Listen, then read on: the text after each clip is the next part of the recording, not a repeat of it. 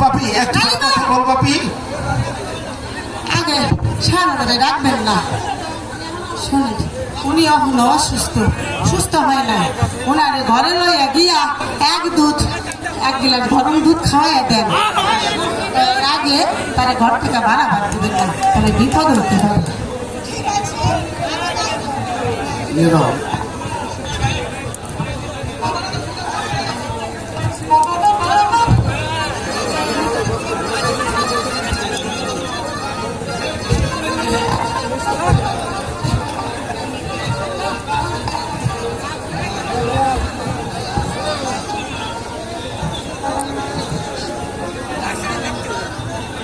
Majestà